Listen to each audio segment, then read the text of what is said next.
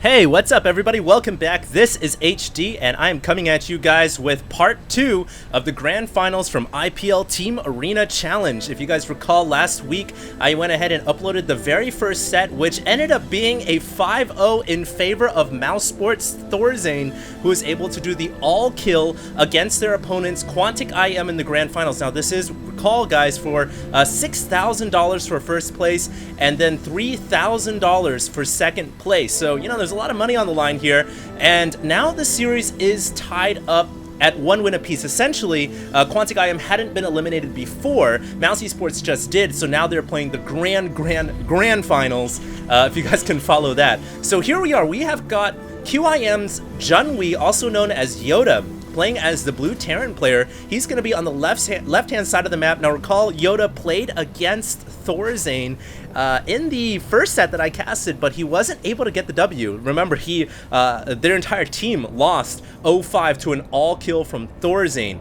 So not looking too good is Quantic IM, but they are throwing up a Terran player here. The map is Terminus, and it looks like Mousesports deciding not to let Thorzane get the quote-unquote double all-kill, if there's such a terminology for that. They are going to be throwing up another player here who I would argue is the other juggernaut on Mousesports. Really, they've got two main juggernauts, and that is Thorzane and Hasuabs. So Hasuabs here is going to be coming up, and it's going to be a fresh look at this setup and at this matchup. Instead of having a Terran player just dominating through the ranks, we're going to see how Mousesports Hasuabs does in this matchup. Now, Hasuabs has a 55-ish% win rate in Protoss versus Terran, so a pretty solid win rate. Yoda, unfortunately, doesn't have very many statistics to really draw from. He's only played about 10 games on the statistics that I've seen already, but he, for what it's worth, has a 33% win rate against Protoss, so he's going to have a little bit harder of a time here, I think, against Yoda, and, excuse me, against Hasuabs, and we'll just have to see how things are going to play out. I do apologize, guys. It took a few days for me to get the last, this second set out to you guys. I know it took a week total, but I was kind of sick, so I didn't really want to cast a game where you guys heard me coughing and not feeling my 100% best. It's been a terrible month. I know a lot of people around me who've gotten sick. In fact, Pain User coming down with pneumonia and inflicting me with a little bit of that. So I do apologize, guys, but this is the second set now, so I hope you guys enjoy, and we'll see how things play out. Yoda here coming out with the Marine down to the bottom left of his third and is looking to kill off this scouting probe, and of course that's very important because that probe on a map like this, Terminus, that probe is extra important because you want to see if the enemy player is grabbing that expansion. This map is a map where you can expand so heavily on, and so you really want to make sure, hey, what is my Terran opponent doing? And unfortunately for Hasuabs, he didn't really see much. And let's see if he saw that barracks with the tech lab. He didn't even make his way up the main. So this Reaper opening from Yoda is going to be pretty much disguised, and in fact, he is now looking like he was going to go for the one barracks expand, but rather going to throw up a factory. Interesting. So maybe that bunker at the front door could be some kind of a feigned psych-out maneuver here to try to make Hasuabs think that he's going for a quick expansion, but in fact he's opening up right into a factory. Already has 2 gases, so he might even go right into starport as well. Meanwhile, Hasuabs has gone for the Nexus off of one gateway. The Reaper now inside of his base has to pull probes to kill off the Reaper, and the Reaper being pulled away down to the bottom of the mineral line, but not before it gets about 2 probe kills actually, because the first one obviously going down as a scouting worker. And now Hasuabs running into the front door. He sees the bunker, and really the problem here for Protoss players is at this point they have no idea. There's no way to scout this backside or get inside the main. They can't get observers out right now. Obviously a scouting probe will not make its way in. The only way they're going to find out what the Terran's doing is if they chuck a bunch of units into the front door, and that's really risky. So Hasuabs is just going to have to hope that something fishy isn't coming, when in fact it is. We can see that Yoda is going right into Tech Lab Starport, and he's got Nitropax research on his barracks, so he's going to be going for Speed Reapers with Banshees. This is a very interesting opening, and of course this is all based off the feign that, you know, he's not expanding, but he's making the Protoss player think he is. And I really think that's quite interesting. That's a very very distracting way, I guess you could say, to play StarCraft, and just trying to psych out his opponent here, show one hand but really revealing another on the backside, and now he's grabbing the command center. So, you know, at first I thought he was going to get Cloak and really commit to the Banshees and the Reapers, but I guess he's going to go ahead and grab the expansion after the Starport. So he's really going to have to make sure he does some damage here with the early harass type units he's already invested on the field, the Banshees and the Reapers. Otherwise, this build is really not going to be that efficient at all. And let's see what he decides to do. Yoda going around the top side here. Will the probe see the Banshee? Oh, no, it will not. Unfortunately, the Banshee makes its way just over to the north of that probe's vision. And now Yoda has an easy access route into the natural. Does Hasuops have enough anti-air? He's getting an observer. He won't need that, really, because the Banshee doesn't have Cloak. And he does have quite a few Stalkers at the third. So the Banshee will get shut down here. And Hasuops, even though, you know, he opened up with the faster Nexus, he didn't commit to the early harass units, he's not really in trouble right now, and I really think that's because Yoda hasn't made up his mind here. He's going out with the Speed Reapers, and the Stalkers already back there as well, so the Stalkers that Hasuops made, the 3 or 4 that he has out on the field right now, in fact, he's got way more than that, 7 Stalkers on the field.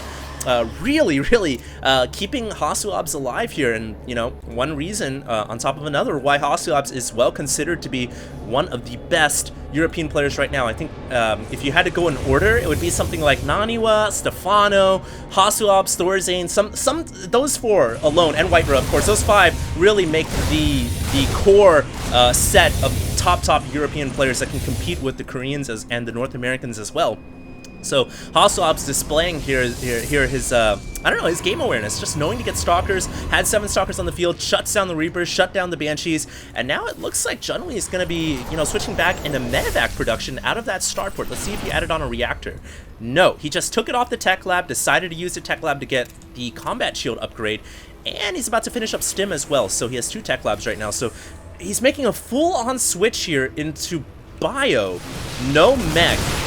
So no tanks, just full-on bio with medevacs here, and we'll see how effective this is going to be. Hasuops, meanwhile, going to be going into robotic support base, so he's going to go right into Colossus off of his already potent ground army, and I don't know how he does it. He just has this game sense to realize that, hey, now's the time to tech up, now's the time to get the stronger units out on the field, and I guess a lot of that has to do with him seeing the Banshee coming in, seeing those Speed Reapers, and then realizing, aha, my Terran opponent teched into the speed upgrade, he got the Banshees, he's got to be way behind in tech that actually matters, he hasn't harassed me yet, so I'm going to be free to tech up to Colossus here, and you know, it wouldn't surprise me to see him go right into a third too. This is, like I said before, a map where you can grab the third very easily. Comsat goes down, by the way, guys, and it sees the support bay. So now our Terran player also dropping in here. Yoda going for a major drop, bringing in 3 Reapers as well. Totally unexpected, but there's already a ton of sentries here, dropping a massive amount of force fields. Is it going to be enough to deal with the Marauders, though? Yes, it will. Hasuops coming in with reinforcement zealots here, and even though there are the 2 medevacs here constantly healing the 3 Marauders, there's just going to be too much for the Marauders to deal with, and now Yoda has to pull out. Did he do enough damage there, though, to justify that attack? You know, I would honestly say he has. He went in there, he picked off a couple of sentries. In fact, he picked off all the sentries. There are only 2 sentries out right now, so yes, he hasn't lost a single medevac, and I think that was well worth it. Yoda also coming in with the Banshee here, so the Force is with him today, and he's gonna get 6 kills. All of a sudden coming back in this game with the harassing units that he made earlier on, never really worked in the beginning, but then in the mid game, suddenly coming in like a 1-2 punch and dealing quite a bit of damage. Not bad at all, and striking Hasuops where it really hurt, but now Hasuops has a significant tech advantage. He has the Colossus out on the field. That makes such a big difference in the next battle. There are no Vikings out either. In fact, let's see. Yes, there are 2 Vikings out. So I retract my former statement. It looks like Yoda went ahead and started Viking production, so he should be okay if he can get a couple more Vikings out. But it's a very close game right now. Yoda has essentially climbed back from the deficit that he had before by going for such an inefficient build. He finally did the damage he needed to do. And now, we'll just have to see how things go. Recall, guys, this is the second best of 9 for Team Arena Challenge Grand Finals, and the team, oh my god, we have a huge drop, hold that thought.